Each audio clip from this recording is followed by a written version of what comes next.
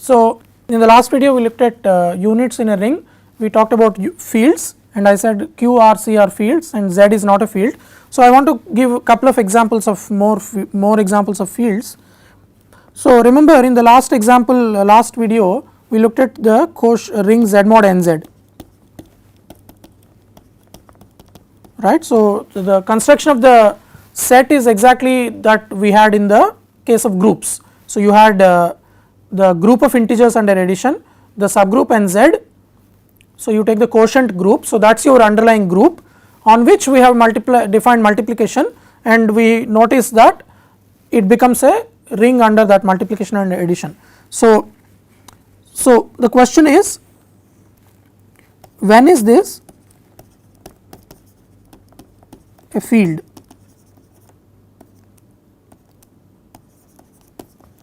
So, when is this a field? So, for example, let us take so I will start with n equal to 2, because n equal to 1 is not interesting because you get the 0 ring. 0 ring is not a field. By convention you have because you need multiplicative group.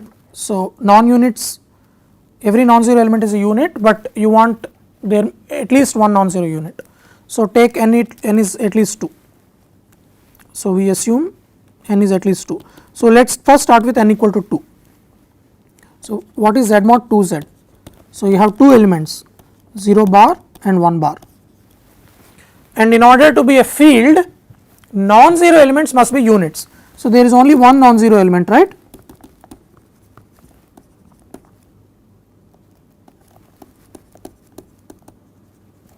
Only one non-zero element, namely 1 bar.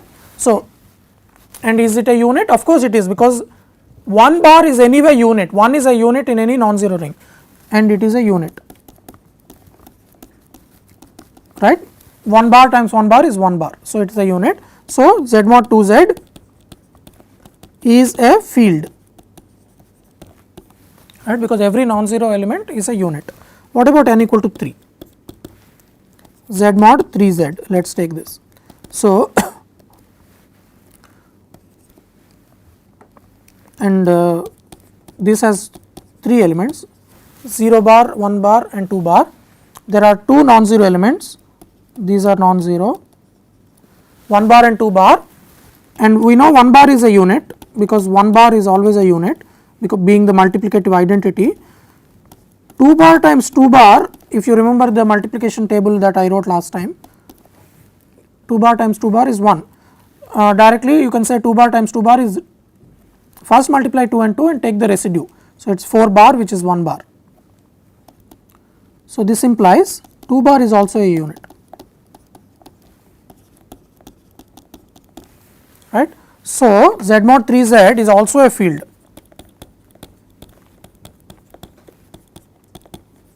because it has 2 non-zero elements and both are units.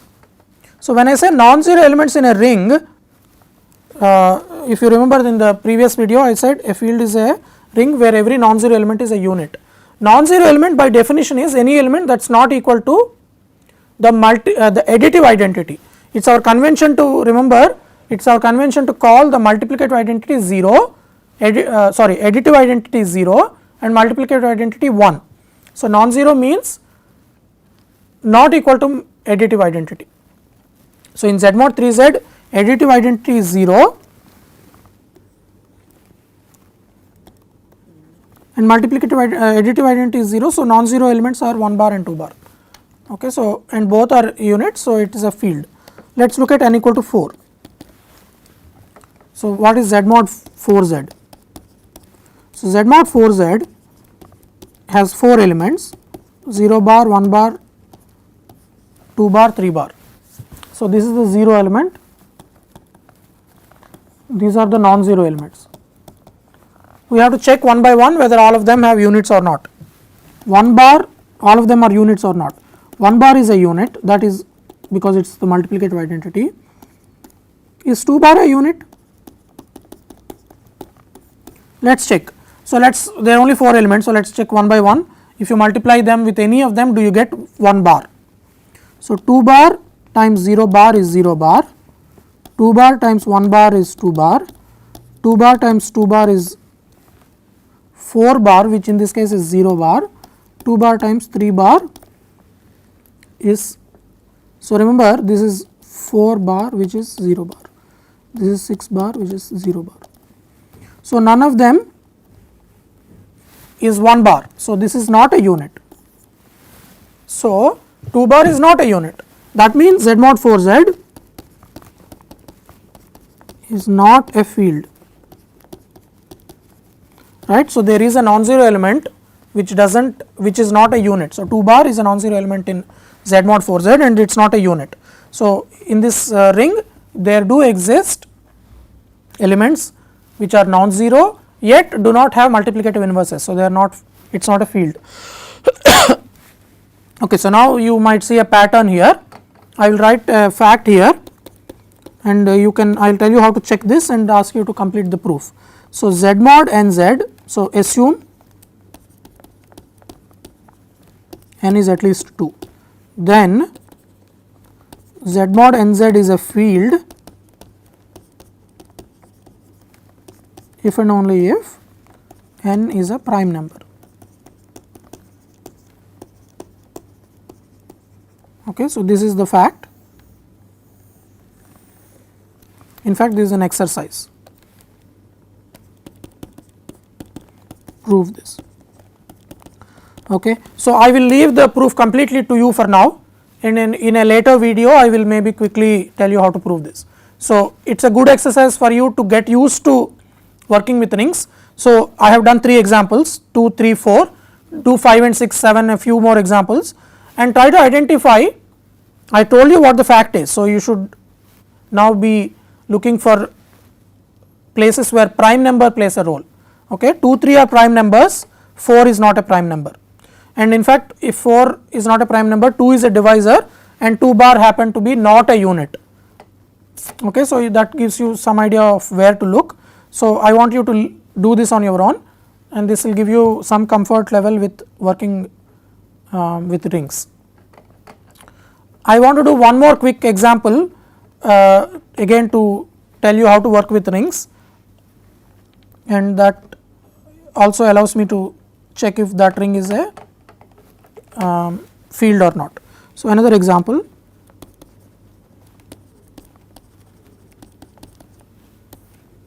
So, consider the ring Zi. So, this ring is called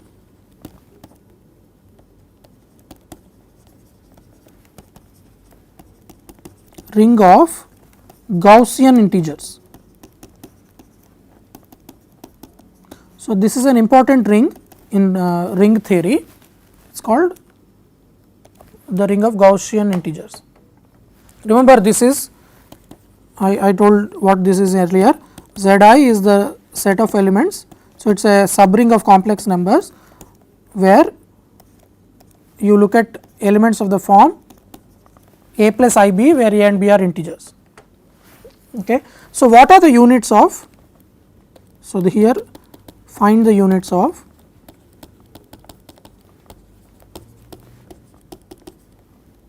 that is a problem that I want to do now. So, you get used to working with rings. Find the units of Zi. So, there are some obvious units. So, obvious units. So, let me write them first. So, you may want to pause this and pause the video now and think for a few minutes about what are the obvious units. So, okay, so if you want you can think about it and come back to the video. What are the obvious units? There is 1, definitely 1 is a unit. In any non-zero ring 1 is a unit, we agreed. As soon as 1 is a unit, minus 1 is also a unit, because minus 1 exists because there is an additive inverse of 1, we call that minus 1. Minus 1 is its own inverse, multiplicative inverse. So, it is a unit.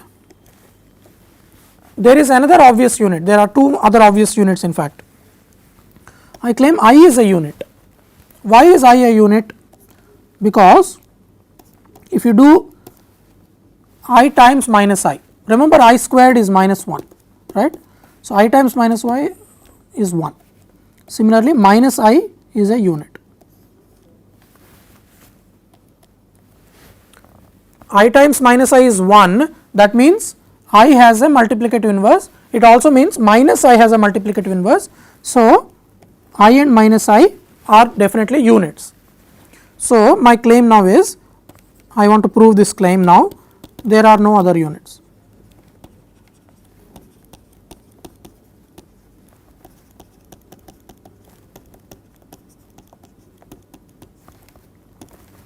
The ring Zi, the ring of Gaussian integers, has exactly 4 units, there are no other units. So, what is the proof of claim?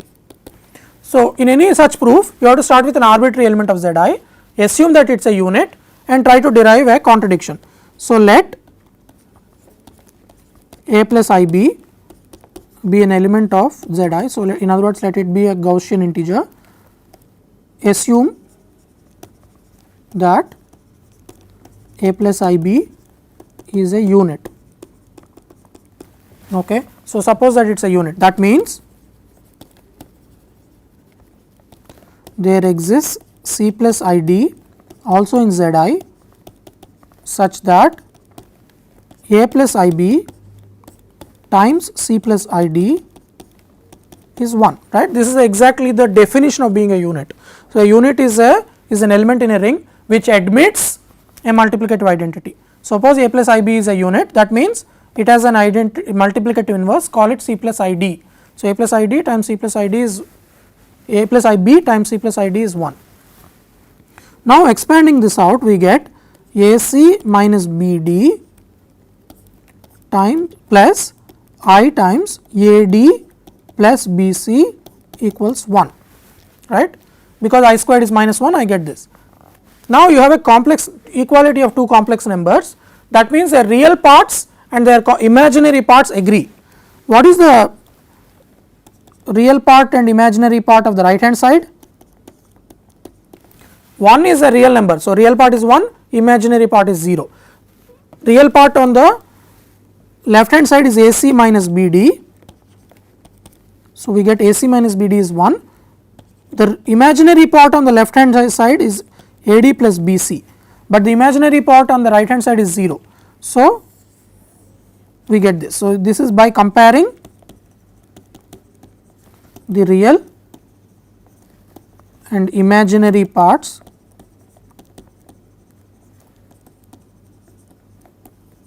of LHS, the left hand side, and RHS, we get this. Okay. So, now let me first quickly get rid of the cases, trivial cases. So, suppose A is 0. So, A plus IB is the number I am starting with. Suppose A is 0, that means IB is a unit, right. So, IB times C plus ID is 1. So, IB times C plus ID is 1, that means we have IBC minus BD is 1. Okay. I am just simplifying these equations in the box, right. So, this implies BC is 0, correct, and this is the second equation, A is 0. So, BC is 0 and minus BD is 1. So, we get two equations. This is exactly these equations in the special case that A is 0, but BC is 0 implies B is 0 or C is 0, but can B be 0? If A is already 0 under assumption, if B is 0, that means A plus IB is also 0, but that means A plus IB is the 0 element, but the 0 element cannot be a unit. So, B cannot be 0, that means C is 0. So, what we have is, and BD is also, so actually this must happen, and also BD is minus 1.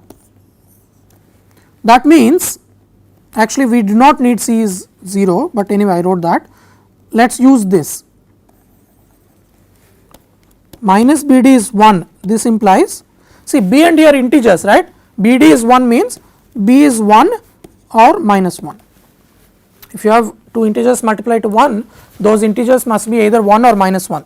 That means A plus IB, which was our original, remember, unit, is either I or minus I, which we already considered. So, remember I and minus I we already know are units. So, if A is 0, that means you have just unit of the form IB, B is either I or 1 or minus 1. So, A plus IB is 1 or minus I. Similarly, if B is 0, then that means in the original unit that we started with AIB, A plus IB, if B is 0, that means we are looking at a unit IA, that means it is an integer by itself. Then A plus IB is 1 or minus 1, right, because B is 0, A is a unit, that means it must be 1 or minus 1. So, we now assume A is non-zero, B is non-zero, and we basically will say that there is a contradiction. There cannot be any unit with A and B both non-zero. And how do we do this? Let us look at our two equations. AD plus BC equal to 0. Let us use the second equation.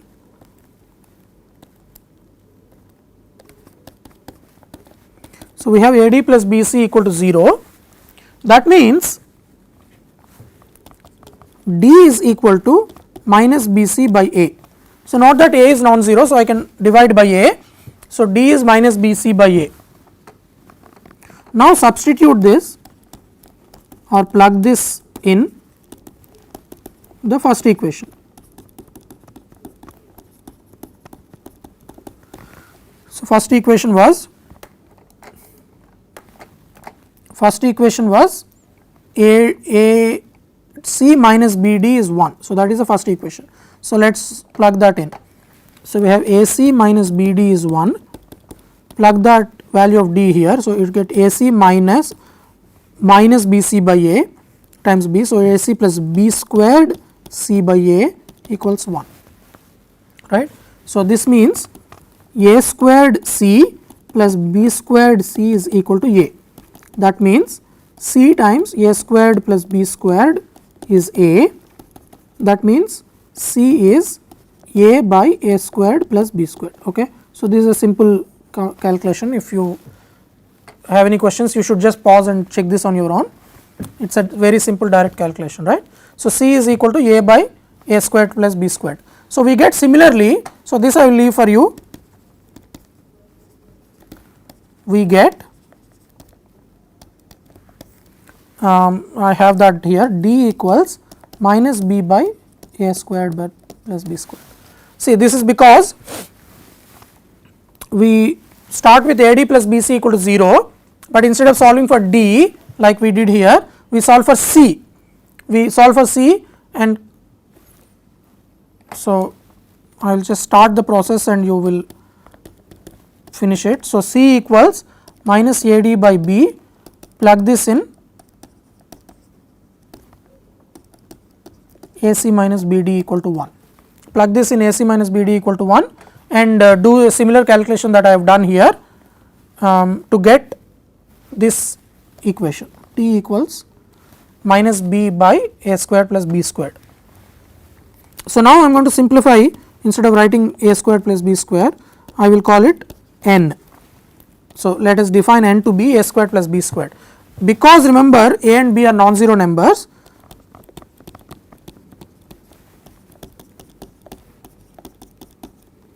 And they are both integers, right. So, and their squares are positive numbers.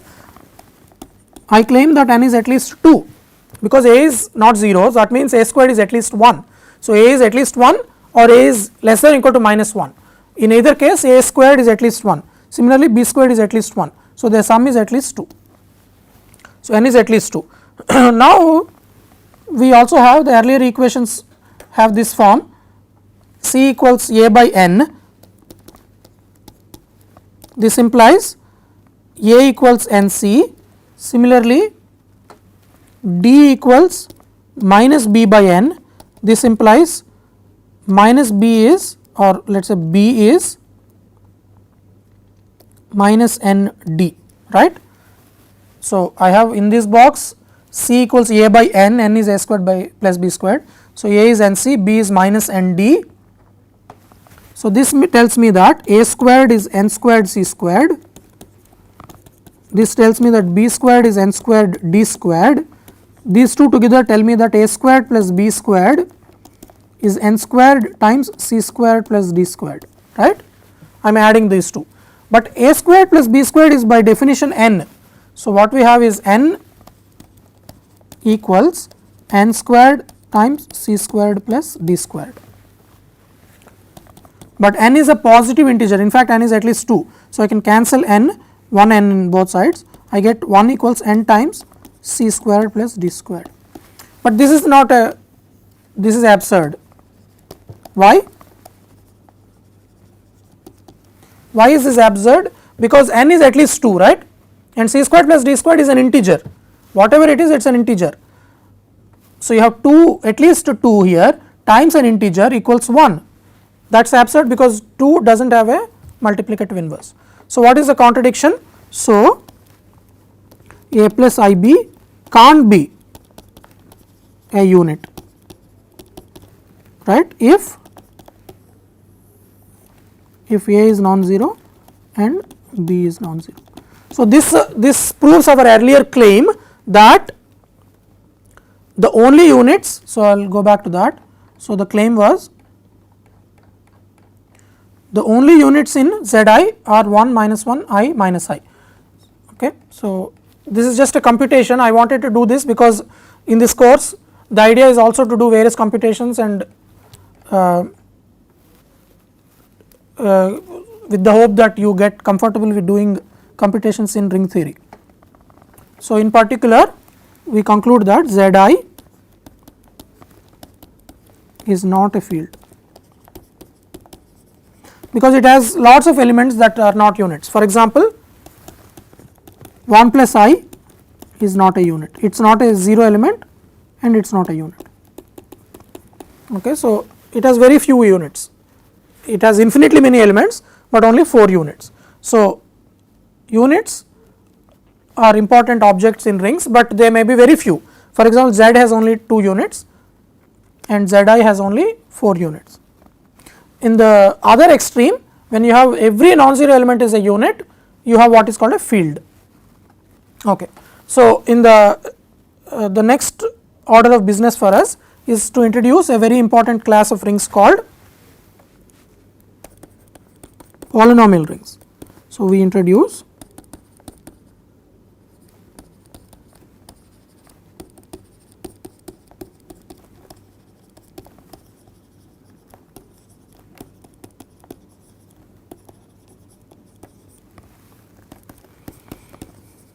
okay. So, I am going to introduce this is something that maybe you are familiar with, but still I will, just to get the notation fixed for the course, I will introduce these, and lot of this course will be a study of polynomial rings. So, these are important for you to understand carefully. So, I will spend I will gradually introduce these. Today I want to discuss the definition and basic examples. So, polynomial rings can be defined over any base ring. So, any starting point. So, we will start with a ring R. So, let R be a ring and we use a symbol called x. Okay, this is just a symbol. So, let x be a variable or just a symbol. So, it has no other meaning, that is what I mean. Think of this just as a symbol. Okay. So, x is just a symbol, it is not a number, it is not an element of any set that you are used to, it is just symbol, it has only those properties that we give it. Okay. So, I am going to define a polynomial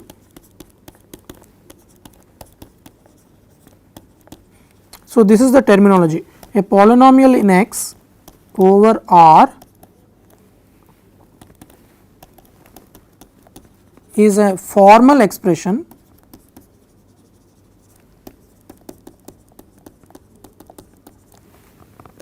of the form. So, what is the formal expression that we want to call a polynomial? It is something like this. So, a n x n. So, I will describe these in examples, so it becomes clear. X n minus 1 dot dot dot a1x plus a0. What are these things? Where n is a natural number. So I'm going to use this notation for natural numbers, and for me natural numbers include 0. So this is the set 0, 1, 2, 3 and so on. So n is a natural number, n could be 0 also, and these elements an minus 1, these n minus 1 are subscripts, a1 a0 are elements of the underlying ring. Okay. So a polynomial is something like this. So polynomial is just a expression like this, where these are called coefficients. So these are called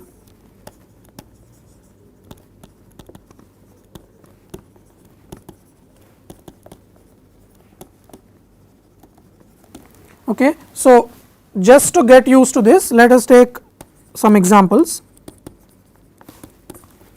So 1, so r equals z. So one polynomial would be 3x squared plus 8x minus 11, right. So 11, so it is exactly like in that box, right. So I have x squared, so I am taking n to be 2 here, x squared, x power 1 and then x power 0, 3, 8 and minus 11 are the coefficients. So here the coefficients are 3, 8, minus 11 and they are integers. So that is why z is playing a role here. Similarly, you can take r to be qx, r to be q.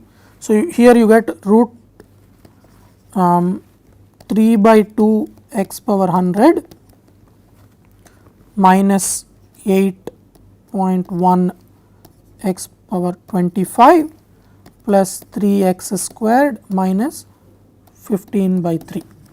Okay. So this is an element, is a polynomial, right. So here the coefficients are 3 by 2 minus 8.1, 3 and minus 15 by 3, right. So the underlying ring plays a role in providing coefficients. So this is not a polynomial over, remember polynomial over r is important. The first example is a polynomial over z, so it is also a polynomial over q because the coefficients are also rational numbers, but the second one is not a polynomial over z, it is only a polynomial over q. Similarly, you can take, I mean you can keep doing this, you can take real numbers, you can take root 2 x 10 minus pi x plus 8. So here the coefficients are root 2 pi and minus pi and 8, right, and you can take, so this is a polynomial over real numbers, but not over rational numbers. So you can take I times x power 5 minus 8 x squared plus pi, for example. So this is a polynomial over complex number, but not over real numbers because I is not a real numbers. You can also do, okay, so we will discuss this later. We can also take coefficients as polynomials, so that we will discuss later. So I hope this is clear. A polynomial is just a formal expression like this. Okay. So and the coefficients are coming from the underlying ring, x is just a new variable that we have introduced. And some terminology we call degree. So let us say f is a, we usually use the symbol f to denote f g h to denote polynomials. Let us say f is a polynomial. So let us say this is a polynomial. Degree of f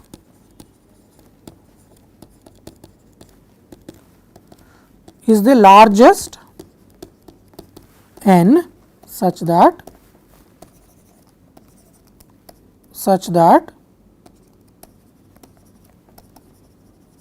a n is non-zero. Remember, by definition a polynomial is a finite sum like this, you cannot keep forever adding things. So there must be a largest n beyond which they are all 0. So the largest n such that a n is non-zero is called the degree. So, if you go back to the examples here, degree here is 2, right, degree here is 100, because the largest coefficient is largest term that has non-zero coefficient is 100. Here degree is 10, here degree is 5. Okay, so, degree is that, and finally, I want to introduce this notation R square bracket x stands for the set of polynomials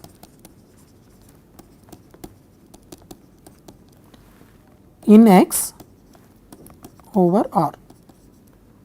So, this is the important set for us.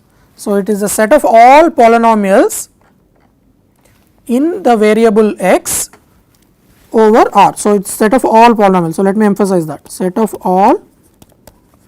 So, you take all degrees, all coefficients. So, it is really a huge polynomial, it is a huge set, even if R has only finitely many elements. For example, Z mod n z, Z mod 3z, Z mod 2z have only few elements, right, small 2 or 3 elements. So, the set of coefficients you can get is finite, but because a degree can be arbitrarily large, R x would be an infinite set,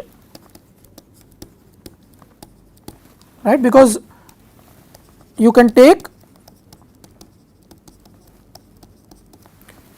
it contains x, x squared, x 3, x to the 4th, x to the 5th, it contains all these elements, right, x power 1000 and so on. So, these are all in R x. Okay. So, as long as R is non-zero, I guess.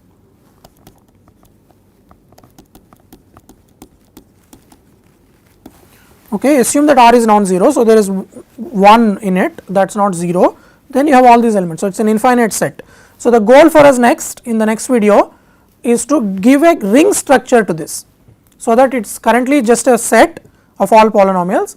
Once we talk about adding polynomials, multiplying polynomials, and we verify that these addition multiplication have the required properties, it becomes a ring. Okay. So, then we will call it a polynomial ring. So, this is an important class of rings for us, and that we will focus a lot on this course. So, I will stop the video today here with this. Thank you.